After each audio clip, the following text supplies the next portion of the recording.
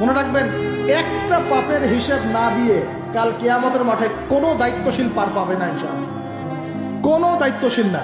না, এই যে আমি লেকচার দিচ্ছি না, আল্লাহ পাক আমাকেও দাঁড় করাবেন, দাঁড় করায় বলবেন, তোমাকে আমি দিনের যে জ্ঞান দিয়েছিলাম সেই জ্ঞানের হক তুমি আদায় করেছো কিনা হিসাব দেওয়া।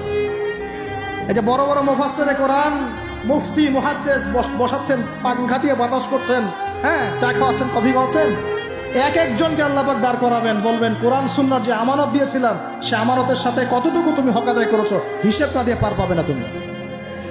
ফাইজলামি মনে করেছেন নাকি দিনকে?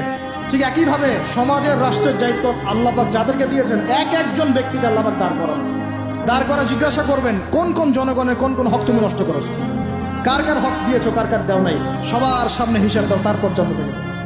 এত সহজ না, এত সহজ না। দুনিয়ার জীবনের প্রতিটা কাজের হিসাব আল্লাহর কাছে দিতে হবেই হবে, এটা গ্যারান্টি। এই প্রতিটা মেয়েকে আল্লাহ জিজ্ঞাসা করবেন, তোমাকে পর্দার বিধান দিয়েছিলাম, কেন পর্দা করো? প্রত্যেক মুসলিমকে আল্লাহ জিজ্ঞাসা করবেন, 5 ওয়াক্ত নামাজ ফরজ করেছিলাম, নামাজ পড়ো না, এটা ঠিক মতো পড়েছো কিনা?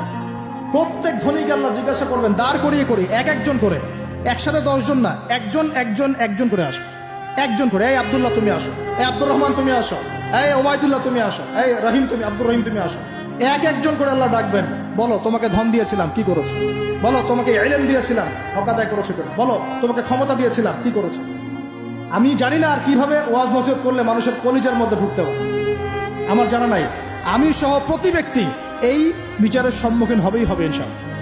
আল্লাহ পাক আমাদের সবার জন্য বিচারটা সহজ করুন এবং এই কথাগুলো বুঝে আল্লাহকে ভয় করার তৌফিক দান করুন।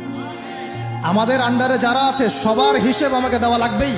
অতএব সমাজ থেকে দুর্নীতি বন্ধ করেন, পাচার হওয়া সব কালো টাকা সাদা করে নিয়ে আসেন, অপচয় কমান, দুর্নীতি কমান, এবং যারা জুলুম জালেম ওদের সাথে কোনো আপোষ করবেন না, সমাজে ন্যায় বিচার প্রতিষ্ঠা করার চেষ্টা করুন।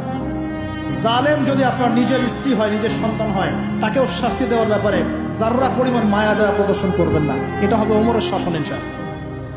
ওমর রাদিয়াল্লাহু আনহু ছেলে অন্যায় করেছিল না, সবার সামনে পিটিয়ে ওমর রাদিয়াল্লাহু আনহুর হাতেই তার মৃত্যু হয়ে গেছে। আল্লাহ আর কি বলবো, আর কি বলার বাকি আছে? আল্লাহ রাসূল সাল্লাল্লাহু আলাইহি ওয়াসাল্লাম বলছেন, হে ফাতিমা, আমার মেয়ে ফাতিমাও যদি চুরি করত, আমার মেয়ে ফাতিমার হাতটা কেটে ফেলে দিতাম একেবারে। কে বলছে এটা? আমাদের নবী মুহাম্মদ সাল্লাল্লাহু আলাইহি ওয়াসাল্লাম বলছেন, আমার মেয়ে ফাতিমাও যদি চুরি করত, তার হাতও আমি কেটে ফেলে দিতাম একেবারে। আর আমরা আমাদের দলের লোক, আমাদের সংগঠনের লোক, আমাদের সামাজিক সংগঠনের লোক, আমার চাচা, আমার মামা, আমার খালু, আমার অমুক, এই করতে করতেই তো সব শেষ করে ফেললাম।